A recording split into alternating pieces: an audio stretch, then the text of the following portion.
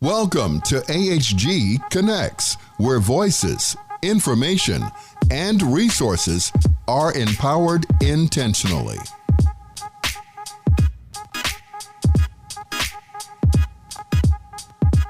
We have a great guest with us right now. We have Chris Deutsch from All Rise. He is a director of communications. How are you doing today? I'm doing really well. Thanks so much for the opportunity to be with you all today.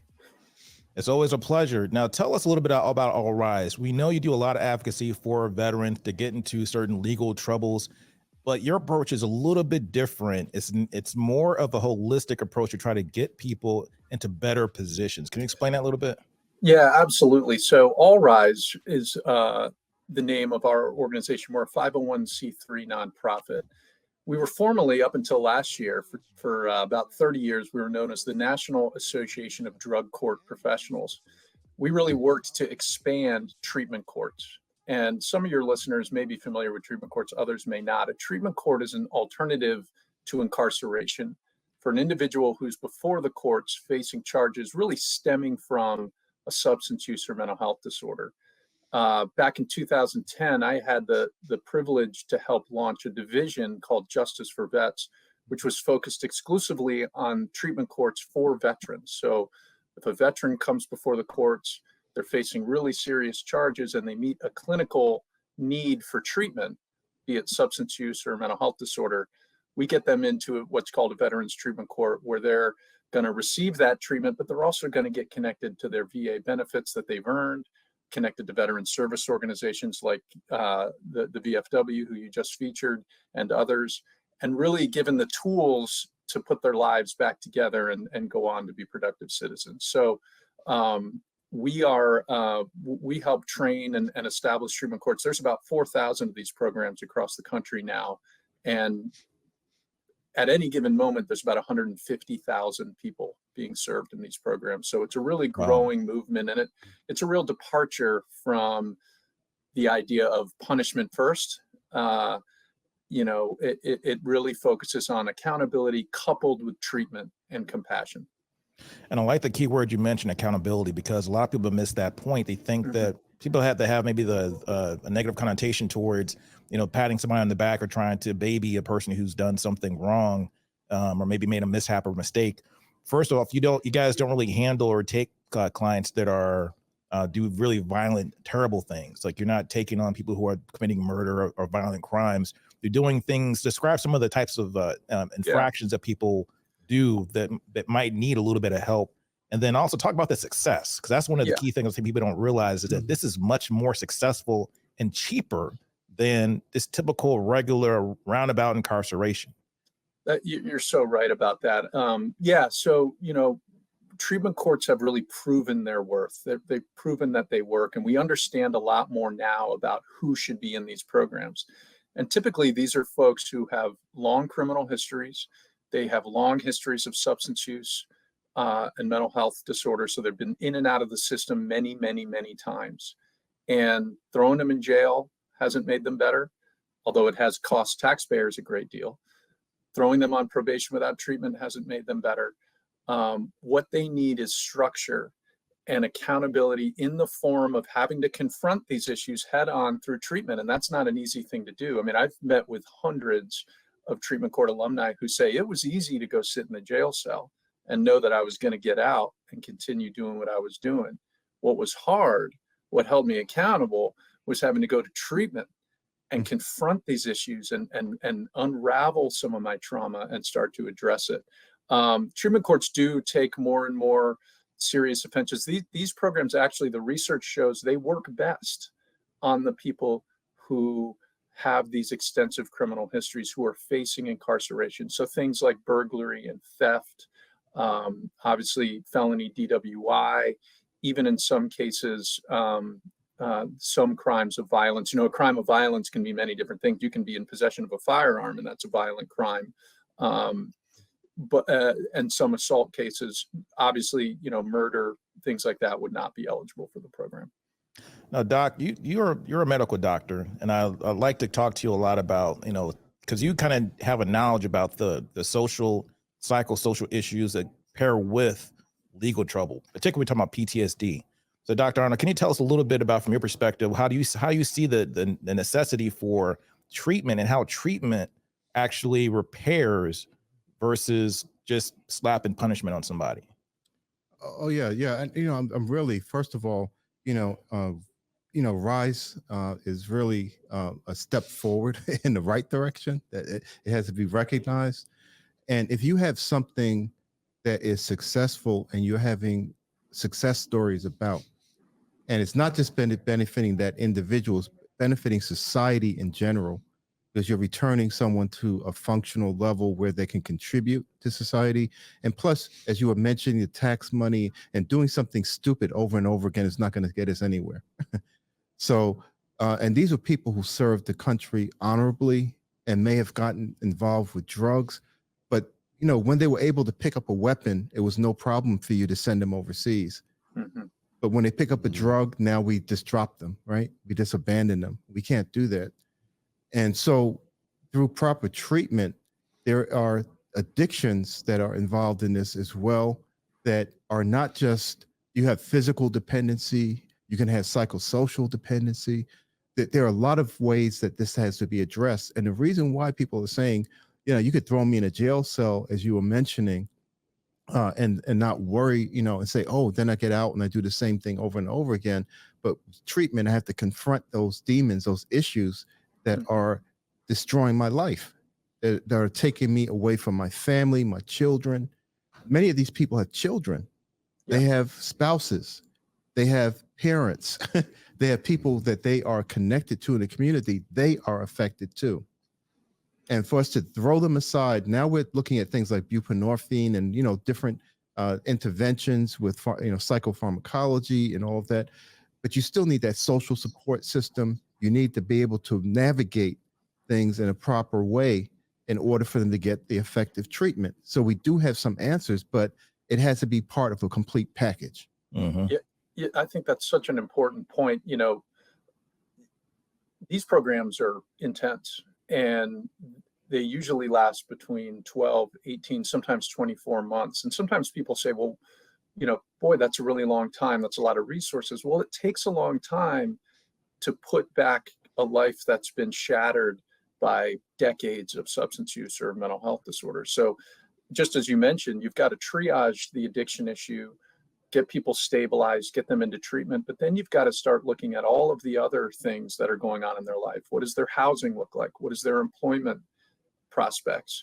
What's going on with their family and family reunification?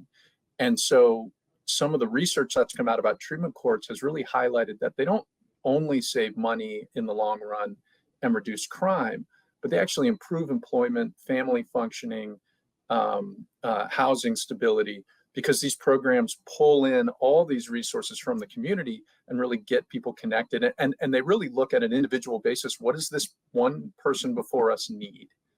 What's holding them back, or what's going to be a barrier to their recovery? And let's address that as a team. And so you are absolutely correct. It's really got to be a holistic approach to properly serve folks and make sure they're set up for success when they complete the program and are back in their community and with their families. Chris, you also have, you do a conference every year. Is that correct? Yeah, that's right. We have Rise, our annual conference. And this past May, we were in Anaheim for Rise 24, and we had 7,300 justice and treatment professionals come together for 4 days, where they learned all about the latest research and best practices. It just and a number of them, by the way, from Illinois. Really remarkable to see that many dedicated folks who just believe that we can do better. And by working together and combining public health and public safety, we can really save lives. And so judges, prosecutors, defense attorneys, case managers, probation, law enforcement, treatment, clinicians, they all were at this conference with the same goal, to learn more and to go back to their communities and save lives. So it was a really special event. And my favorite part of it was interacting with treatment court alumni, many of whom are now back working in the courts as peer support specialists and in other ways, and to hear their stories and to see them thrive professionally. Folks who otherwise would potentially be still incarcerated was just a really really special thing to get to see. And that to me is amazing. I mean, because it almost reminds me of like a military style approach to solving a problem, because you're not repeating the same thing that doesn't work. Right. You know what I'm saying? That's one of the first things you're taught, think like a soldier. If you're doing something that's not working, you got to change your strategy. Got to do it. You got to change your battle plan. Right. So, and then when you move into an area and you are successful in that particular area or that field of operation, then what do you end up start doing? Sometimes you start bringing in people into your arena. You start building your force. Your force gets bigger because you're being successful. So now you started with 5 guys. Now you got 10. Now you got 15 guys. When I hear these numbers on your conference, I'm hearing success. Is what I'm hearing. Now, my one quick question though, before do you see a difference in different parts of the country? Is your program more accepted, or your philosophy more accepted in certain parts of the country and not others, or is it equally kind of a successful thing all across the board? Where do you get pushback? No, it's really interesting that you asked that, because in some ways the answer is a little counterintuitive. Treatment courts have a really broad appeal, a bipartisan appeal. We have as many treatment courts in conservative states as we do in blue states. And I think one of the reasons for that is no matter how you approach this issue around justice and justice reform, whether it's from a fiscal responsibility perspective, or maybe even the idea of redemption and the idea that people can redeem themselves, or from just the humanity's sake that people deserve to be treated with dignity and respect. However you approach it, this model works and it checks those boxes. So we are one of those rare programs where there is general agreement across political lines that this is a good approach. Do we get pushback here and there? Sure. Sometimes part of what has to go into establishing these programs is going out in the community and just educating folks on what this is and what it's all about. It's not a get out of jail free. It's not just a pat on the back.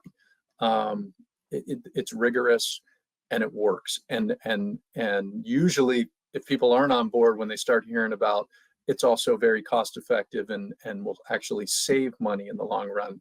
That sometimes gets their attention as well. So we're really fortunate that there's broad support for this. And I think, in this country, it's very easy to be skeptical of the current state of the justice system, and there's a lot of reasons to be. But I think the idea that we are moving beyond a punishment first approach is starting to take root. And that idea that justice is sometimes best served by giving someone the help they need to leave the justice system and never come back. I think that idea is starting to take hold. I think treatment courts are a big part of that.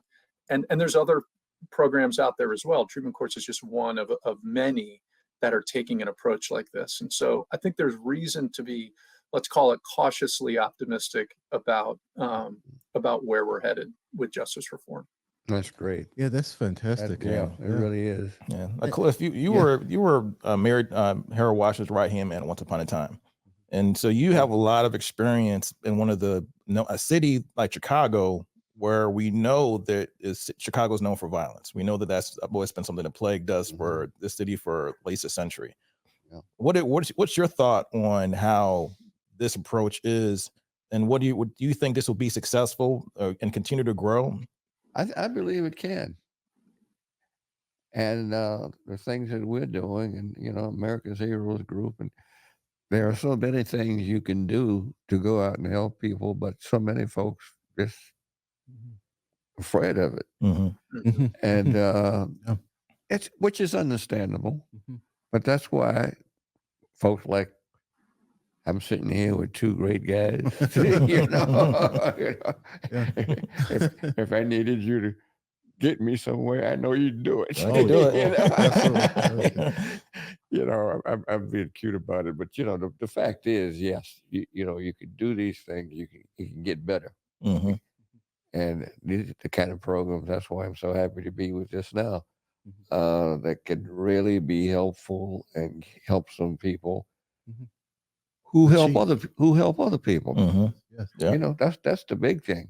Yeah. And I think that's important, mentorship. Yeah. Because I was thinking about that, the thing about the 7,300 professionals. And one of the things I loved about it when Chris was mentioning it is that the people were sitting there, and one of the things you get frustrated with as a professional is when the cog in the wheel keeps coming back again and again and again and again, and you're sitting there going like, come on, we've got to do something different to stop this person from falling every time. And all we're doing is putting band-aids on and band-aids on, and they're falling off, and the band-aid goes back on.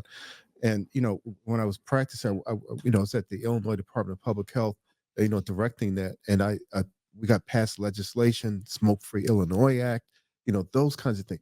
We need to have policy changes at the legislative level that are going to impact and give us the tools that we need to take care of people. It's so interesting you say that. I've met tons of judges who talk about working in treatment court, and they say, I was a judge for 15, 20 years, and I was just beating my head against the wall going, I'm seeing the same people come back. I'm not seeing any progress. And now I'm involved in a program where I can see the result. I can see people change, get better, and then I never see them again, or I see them at the community picnic because they're doing really well and they're still a part of our community. And the other thing, just going, obviously the issue of gun violence is complicated and multi-layered, but there is something to be said for treating people, even people who are involved in the justice system, with dignity and respect. Yes. And, I was at our RISE conference, I was talking with a young lady who went through the program. She said, I went into that courtroom and I knew what was going to happen. I'd been in court. They were going to look at me, they were going to punish me, and I was going to be out the door and in a jail cell. And instead, the judge looked at her. He said, we're here to help you.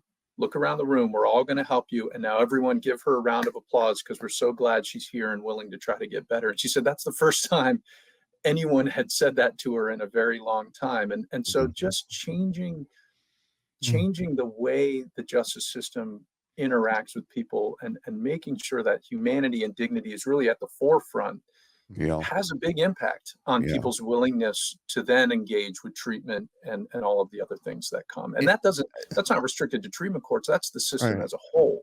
That we can be doing that. Let's have one quick question though. I was thinking, Sean and Cliff, but Chris, one of the things I've been involved in for about the last 5 years is the trauma center at the University of Chicago. And Dr. Selwyn Rogers, who's the a VP over at University of Chicago, is running the trauma center. And he actually has a floor where the families get together and the people who are around that person are brought together, with social services and support. So does RISE get involved in those kinds of settings, the trauma settings, and, or, places where people are actually encountering the violence? Not directly, but I'll tell you, one of the partnerships we have is with Sesame Street and Communities, which is the nonprofit associated with Sesame Street, which we all know.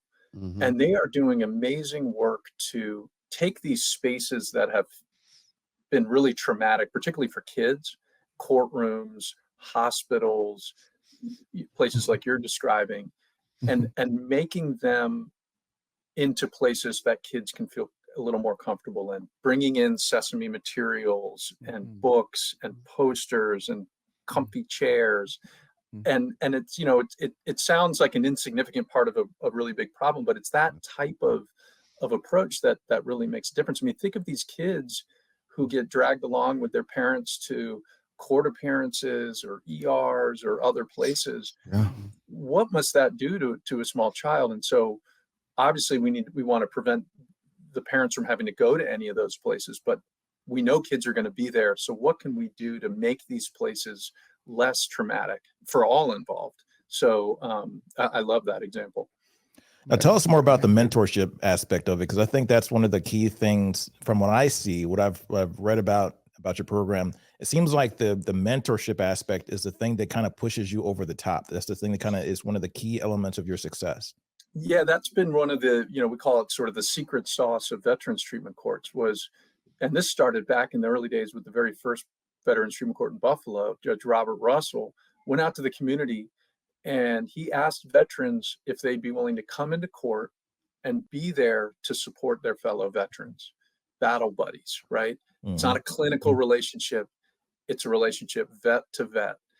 There's a therapeutic element to the camaraderie amongst those who served. And so that became the genesis for a really widespread and growing movement to bring veteran mentors into the courtrooms to help their fellow veterans who are going through the process. Sometimes it's that vet to vet conversation that's going to make the difference between a vet saying, okay, I'll go to this treatment appointment, and a vet saying, I'm not comfortable with it.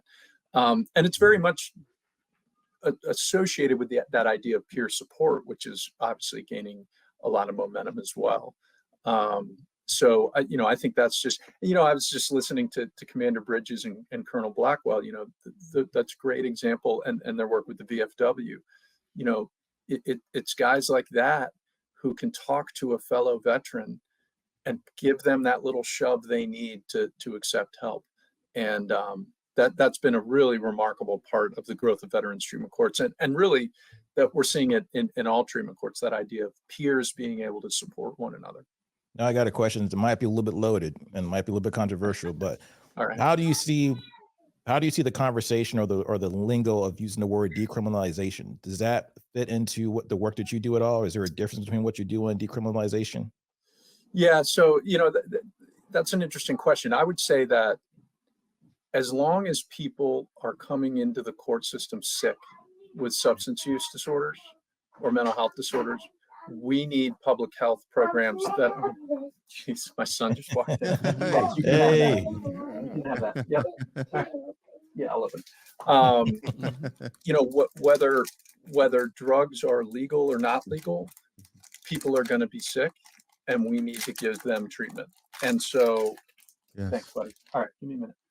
It's almost bedtime.